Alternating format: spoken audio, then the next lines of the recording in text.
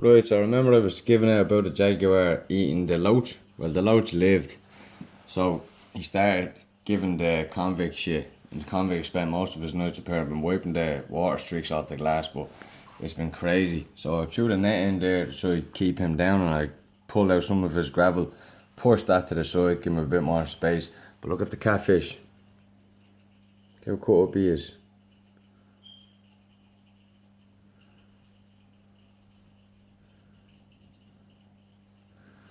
And old Pete's got a little cut underneath his neck.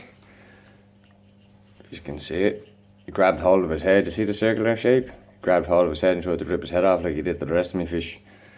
But that loach was living inside of that small hole. Pete's in the way. There we go. Inside of there. Right? And all I did was lift up the log and split it a little bit, and he came out.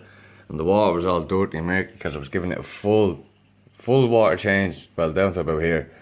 And then I was cleaning all the glass and stuff, and then putting in the medication.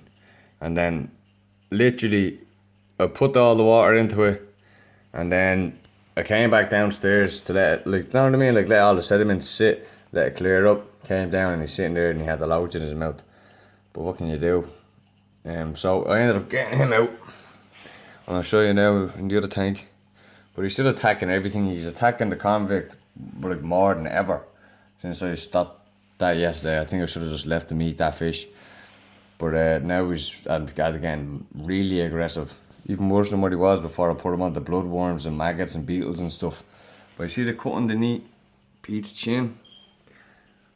He's a labyrinth fish, okay? Labyrinth fish have this orifices inside of their brain which allows them to gulp air from the top of the water. Now, not all fish can do that.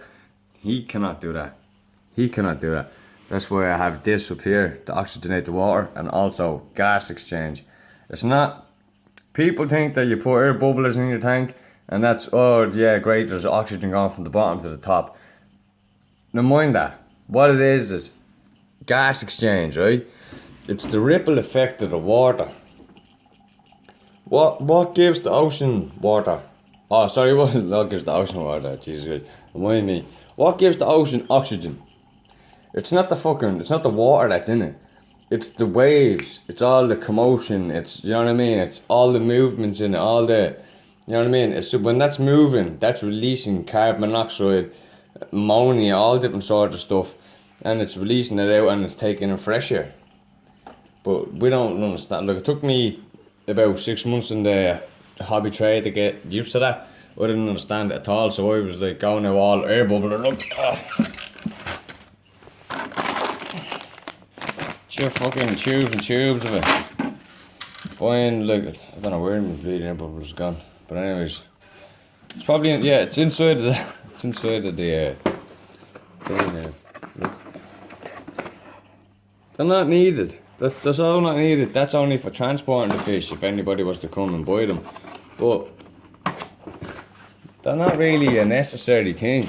Once you have your filter floss, keep the water spotless, you have your API testing kits, make sure that your ammonia, nitrates and nitrites are alright.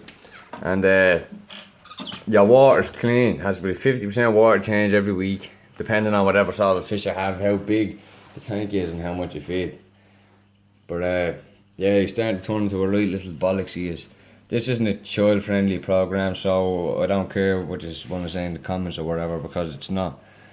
I know it might be a fish like there's fish in it and stuff, but this isn't here for me to show the kids, because I'm going to be cursing in it, because that's just what I do. Anyways, look at this little fucker. The convict sickly. He was a great little fish, he was, until he turned on him. You see the way Pete's just above the log. He killed everything. I had that tank stocked with cichlids. I got that fish for my birthday, and then just as days went on, I'd find fish in it. As I was cleaning the gravel with the gravel cleaner, I was finding skeleton remains. But yeah, he's definitely getting worse with his attitude. So I threw the net in there to protect him, because usually whenever fish see nets, they shit themselves.